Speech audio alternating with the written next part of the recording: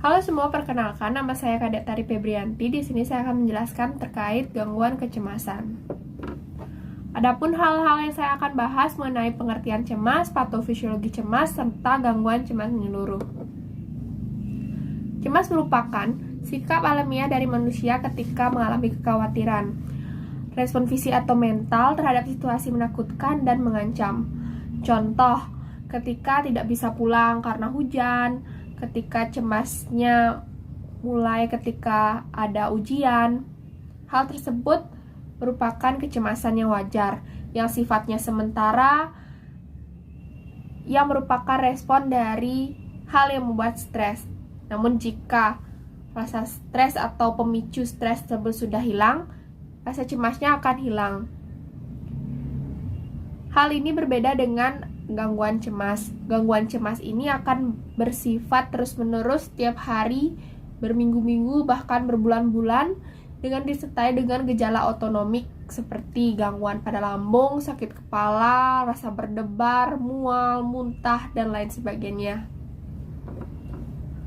Bagaimana bisa terjadi cemas? Yang pertama, adanya pengaruh dari amigdala. Yang kedua, adanya prefrontal cortex. Amigdala ini sebagai bagian di otak yang akan memantau atau melihat adanya hal yang mengkhawatirkan atau sebagai ancaman. Lalu dipastikan oleh prefrontal cortex apakah hal tersebut benar-benar sebagai ancaman atau tidak. Pada orang-orang yang mengalami gangguan kecemasan, amigdala dan prefrontal cortex-nya mengalami gangguan. Amigdalanya akan bersifat hipersensitivitas, jadi banyak hal yang dianggap sebagai ancaman atau dikhawatirkan, sehingga prefrontal cortex ini sulit untuk mengeliminasi mana saja yang sebenarnya wajib dikhawatirkan atau dianggap sebagai ancaman. Ini banyak faktor risiko yang menyebabkan terjadinya gangguan kecemasan. Salah satunya jenis kelamin perempuan yang 2 kali lipat dianggap sebagai faktor risiko terjadinya kecemasan. Lalu adanya faktor genetis yang dimana predisposisi dari kecemasan ini akan menyebabkan fungsi yang tidak seimbang, dari adanya peningkatan norepinefrin, penurunan serotonin, penurunan dari GABA atau gamma aminobutyric acid, adanya respon hipokampus dan gyrus cingulata ini akan menyebabkan abnormal yang akan memproses ancaman tersebut, sehingga amigdala secara maladiktif mengaktifasi respon takut. Hal ini akan menyebabkan aktivasi dari aksis korteks hipotalamus pituitari adrenal dan aktivasi sistem saraf otonom dan medula adrenal. Kedua hal ini akan meningkatkan hormon stres, yaitu pelepasan kortisol dan pelepasan epinefrin. Karena adanya interaksi dari hormon stres tersebut dengan otak dan tubuh, sehingga akan menyebabkan mekanisme kompleks dan menyebabkan gangguan kecemasan. Gangguan kecemasan ini berupa kondisi emosi maladaptif yang menyebabkan rasa takut, khawatir, dan stres berlebihan yang ditandai oleh 3 hal, ada peningkatan dari reaksi fisiologis, ketegangan yang tidak menyenangkan, dan perasaan penuh firasat atau buruk atau ketakutan. Selanjutnya mengenai gangguan cemas menyeluruh. Gangguan cemas menyeluruh ini merupakan kondisi gangguan yang ditandai dengan kecemasan dan kekhawatiran yang berlebih dan tidak rasional, bahkan terkadang tidak realistik terhadap berbagai peristiwa kehidupan sehari-hari. Kondisi ini dialami sepanjang hari, berlangsung sekurang-kurangnya selama 6 bulan.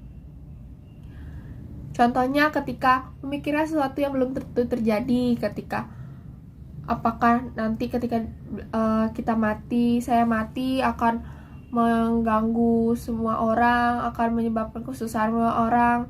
Apakah nanti saya mati akan menyebabkan anak saya sengsara. Adanya pikiran yang berlebihan terus-menerus sepanjang hari, berminggu-minggu, bahkan berbulan-bulan. Hal tersebut merupakan tanda dari gangguan cemas menyeluruh. Untuk berdasarkan PPDGJ 3, pedoman diagnosis gangguan cemas menyeluruh ini, yang pertama harus adanya kecemasan atau kekhawatiran yang sebagai gejala primer. yang sifatnya tuh free floating atau mengambang. Lalu adanya gejala-gejala yang mencakup unsur-unsur berikut, adanya kecemasan, ketegangan motorik, dan overaktivitas otonomi. Kecemasannya khawatir tentang nasib buruk, sulit konsentrasi, merasa hidup di ujung tanduk. Lalu adanya ketegangan motorik, bisa gelisah, tahan gemetar, tidak dapat santai. Lalu yang ketiga ada overaktivitas otonomik, kepala terasa berat, berkeringat, jantung berdebar, sesak napas, keluhan lambung, mual, muntah, mulut kering, dan lain sebagainya. Lalu ketiga pada anak-anak sering terlihat adanya kebutuhan berlebih yang perlu ditenangkan atau keluhan somatik yang berulang. Lalu yang keempat adanya gejala-gejala lainnya yang sifatnya sementara, khususnya depresi, namun tidak membatalkan diagnosis gangguan kecemasan menyeluruh. Adanya juga gangguan ansietas, fobi, panik, obsesi kompulsif, namun tidak memenuhi namun tidak menghilangkan dari diagnosis utama gangguan ansietas menyeluruh itu. Jadi identifikasi dari kecemasan ini bisa juga disertai dengan kuesioner GAD-7 dan HARS.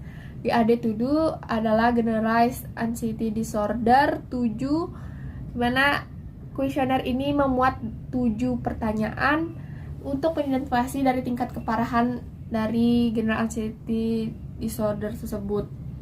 Bisa diklasifikasi ringan, sedang, dan berat. Untuk HARS atau Hamilton Anxiety Rating Scale terdiri dari 14 gejala. Di sini juga sama untuk mengukur tingkat keparahan dari kecemasan tersebut. Untuk tata laksana yang diberikan itu bisa berupa farmakologi dan non-farmakologi. Farmakologi berupa golongan benzodiazepin yang bertujuan untuk meningkatkan dari GABA-nya, menstimulasi peningkatan neurotransmitter GABA. Contohnya ada lorazepam.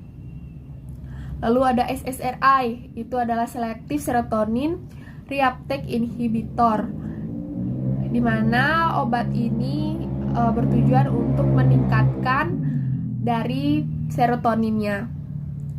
Contohnya pada obat-obat sertraline dan escitalopram. Untuk non-farmakologisnya bersifat psikoterapi. Yang pertama ada terapi perilaku. Jadi tujuan dari terapi perilaku ini adalah memberikan fakta-fakta terhadap apa yang pasien pikirkan untuk menyangkal dan memberikan hal yang realistis mengenai khawatir yang dialami pasien dan memberikan bukti-bukti yang nyata tentang pikiran-pikiran negatif dari pasien. Lalu yang kedua mengenai psikoterapi suportif. Di sini kita akan memberikan ketenangan, kenyamanan, dan menggali potensi-potensi yang ada pada pasien agar bisa beradaptasi dengan lingkungan atau keadaannya saat ini. Lalu psikoterapi orientasi tilikan. Psikoterapi ini bertujuan untuk membantu pasien untuk mengetahui dari apa yang pasien alami, menyadari bahwa hal tersebut yang pasien rasakan, yang lalu membuat pasien mengetahui penyebabnya dan juga meningkatkan keinginan pasien untuk berobat. Jenis gangguan kecemasan tersebut bisa berupa gangguan fobia, gangguan panik, PTSD, gangguan obsesi konfusi. Dimana untuk DSM-5 ini PTSD dan juga gangguan obsesi konfusi ini sudah dieksklusi atau dipisahkan dari gangguan kecemasan. Mungkin sekian dari presentasi yang saya berikan. Mohon maaf apabila ada salah kata. Terima kasih.